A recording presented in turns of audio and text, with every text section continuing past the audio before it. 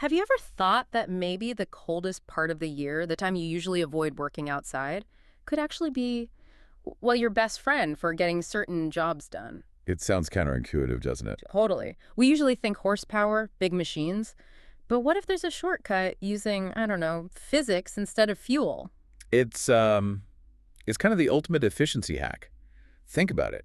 Planting seeds, getting them established with zero tillage. Zero fuel costs for planting. Exactly. You're essentially getting free labor from the weather itself. Right. And today we're diving into something that maybe sounds a bit too simple, almost like an old wives' tale.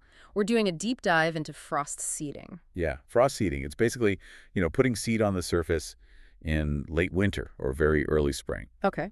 And it relies completely on timing it right, watching the conditions. So our mission today is to really unpack that, get into the specifics, the when, the how, the what, so you can actually use this method effectively. Because it's known for being cost effective, Right. right? And energy efficient. Hugely, if done correctly. Okay, let's get into the why first. Before the practical stuff, how does just throwing seed on cold, hard ground actually work? How does it get into the soil? It really hinges on one thing, the freeze-thaw cycle. Oh. That's the engine driving this whole process. It's freeze-thaw, right? The ground isn't static in late winter. It's constantly moving, expanding, and contracting a tiny bit each day. I always pictured needing, a good tilling or at least a heavy rain to get seed settled in. Why does the temperature swing do the job? Well, it's the repetition, the consistency of it. Think about it. Night comes, temperatures drop below freezing, the surface moisture freezes, and the ground firms up. Okay. Then daytime, the sun comes out, warms the surface just enough to thaw that top layer, gets a little mushy, absorbs moisture. And this happens over and over. Day after day, freezing solid, then partially melting, then freezing again. And each time that happens, it creates these tiny cracks and fissures in the soil surface. Ah, okay. So the ground itself is kind of opening and closing like it's breathing. That's a great way to put it. And those little cracks, those micro fissures, they're just enough. They grab the seed, And pull it down slightly. pull it down just enough to get that crucial seed-to-soil contact. That's what you absolutely need for germination when things really warm up and the spring moisture arrives. Got it. Seed to soil contact without turning the soil over. Precisely. And that leads right into the big benefit, the one everyone talks about. Mm. The savings. Time and money. Oh, yeah. Our sources really hammer this point home because nature is doing the work of incorporating the seed. There's absolutely no need for disking or dragging. Which is massive. You're saving fuel, obviously. Yeah, Saving wear and tear on equipment, saving labor hours. huge cost reduction. But it's more than just money, right? Yeah. For anyone focused on soil health, this is a major win. You're getting new plants established without disturbing the soil structure. Right. No plowing, no disking means. Means you're not breaking up those beneficial fungal networks. You're not releasing stored carbon. You're keeping that soil ecosystem intact. Yeah. Much gentler. So you turn winter from this obstacle into your main workforce, and it's a gentle workforce. Yeah, allowing Mother Nature to do the dirty work, basically. Yeah. But in a good way. Improves the field's health at the same time. Makes it really attractive, doesn't it? Doubly attractive, I'd say, yeah. Okay, so we get the why and the benefits. Let's pivot to the how and when. The practical side, I guess the biggest risk here is messing up the timing. Absolutely. Timing is everything with frost seeding. Seed too early, maybe it washes away or freezes too hard. Good heaven. Or seed too late, and you miss those crucial freeze-thaw cycles altogether. The ground starts warming up properly, and the seed just sits on top. So you can't just circle a date on the calendar, like February 1st, and go for it? Definitely not. It depends entirely on your location, your specific weather patterns that year. Oldest man winter keeps his own schedule. You have to watch closely. So if the exact date varies, is there a specific weather signal, a metric we should be looking for in the forecast? There is.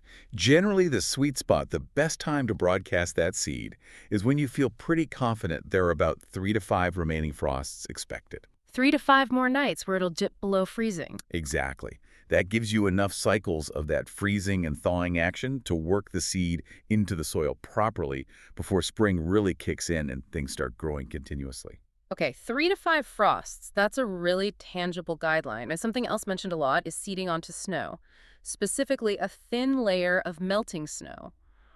Why is that helpful? Is it just so you can see where you've spread the seed? Well, that's part of it, for sure. Visibility is much better against a white background. Makes it easier to get even coverage, avoid misses or overlaps. Makes sense.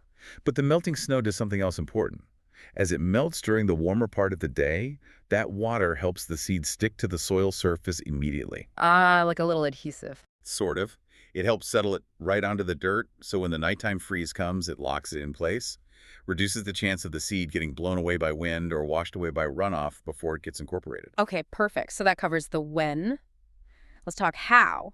The actual spreading. Since we're avoiding heavy equipment, what's the go-to method? It's all about broadcasting, just spreading the seed evenly over the surface, not drilling it in. Okay. And the great part is, the equipment is really common, accessible stuff.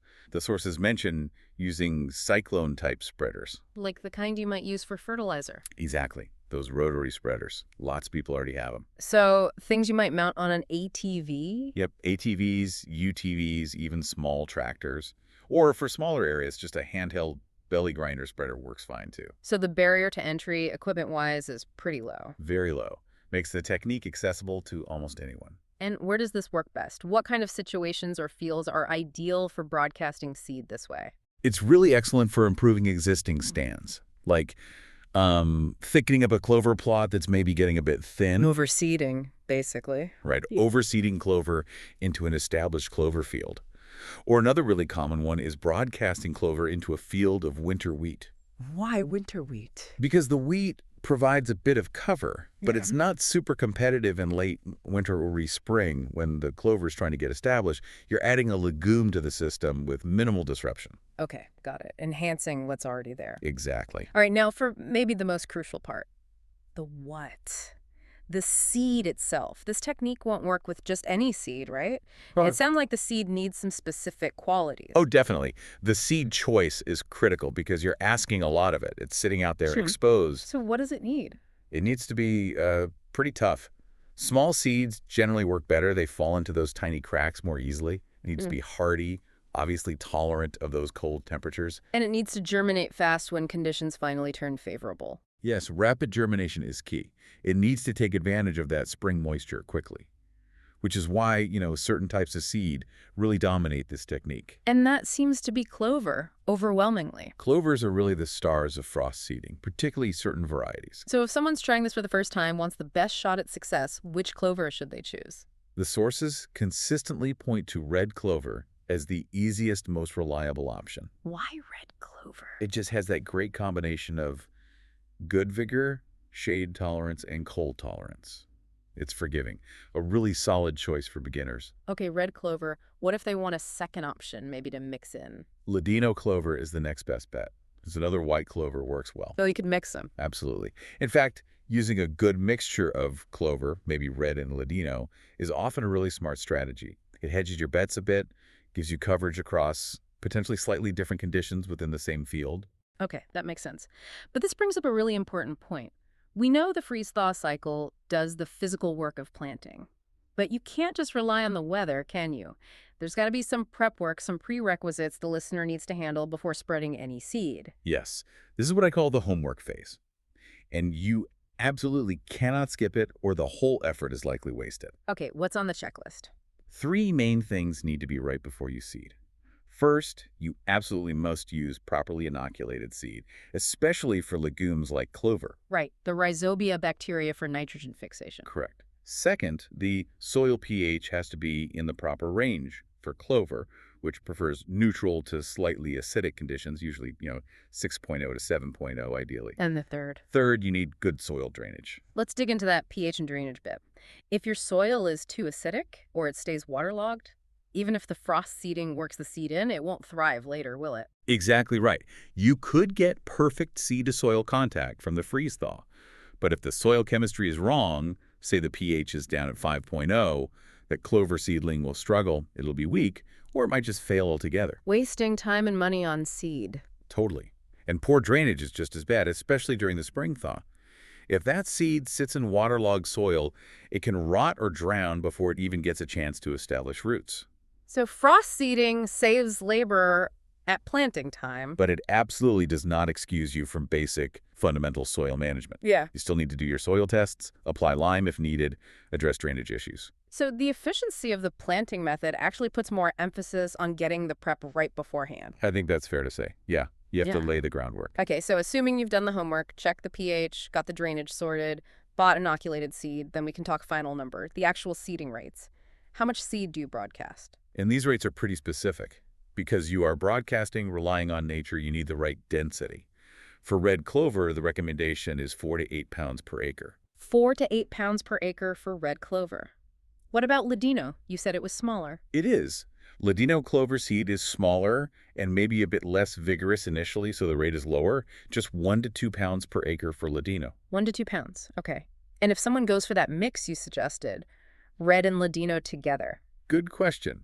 You'd adjust slightly, drop the red clover rate a bit, maybe 3 to 4 pounds per acre, and combine that with 1 to 2 pounds per acre of Ladino. So like 3 or 4 pounds red plus 1 or 2 pounds Ladino. Exactly. That mix gives you that nice combination of robustness from the red and the spreading ability of the Ladino. Good coverage. Okay, that's incredibly clear. Specific, actionable numbers people can use. That's the goal. So, wrapping this up then, frost seeding. It's definitely effective, it's economical, saves energy, but only if you're rigorous. Rigorous about the details. Right. Use good quality, properly inoculated seed, make sure your soil conditions, pH, drainage are right, and crucially, nail that timing, watching for those 3 to 5 remaining frosts. It's funny, isn't it? What really stands out to me is the sort of beautiful paradox here. How so? We usually think progress or efficiency means more complexity, right? More advanced tech. But here, the most effective approach involves doing really careful preparation. The homework phase. Exactly. The homework, checking pH, fixing drainage, getting the right seed. You do all that careful work so that you can then take advantage of something incredibly simple. The freezing and thawing. The raw, powerful, and completely free labor provided by the oldest cycle there is.